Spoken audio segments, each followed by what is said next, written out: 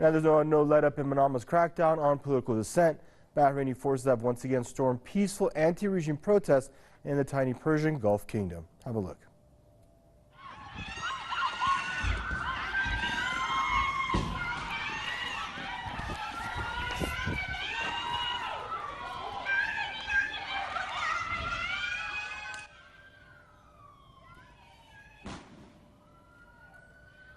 Now, regime forces attacked protesters on Sitra Island and fired tear gas to disperse them.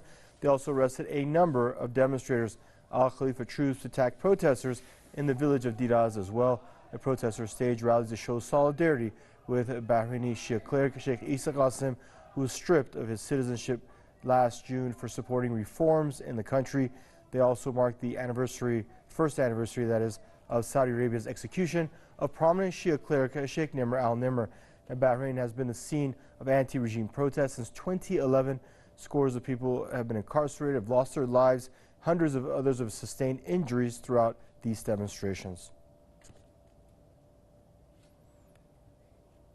And now we're going to swing over to Madison, Wisconsin. We're joined by Professor James H. Fetzer, Professor Emeritus at the University of Minnesota, Duluth. Hello, Professor, and thanks for joining us on the program. Sir, now, when none of Manama's Western allies bring its human rights abuses under question, and when its regional allies are contributing to the ongoing crackdown against its own people, I mean, what hope is there that anything will ever change for the freedom and liberty seekers there in Bahrain?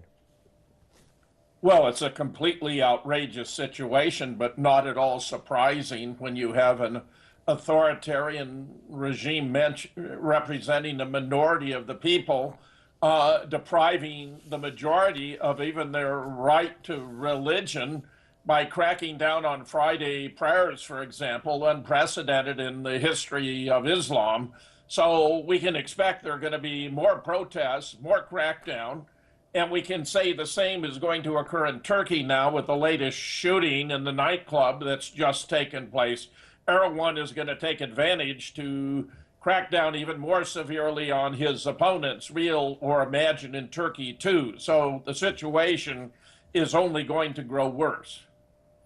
And when we look at what Saudi Arabia did last year, that we're on the one-year death anniversary of Sheikh Nimr al-Nimr's death, and cries for both democracy in Saudi Arabia and Bahrain have not died down. Nimr's fate, as a result of Nimr's fate, have yet to die down.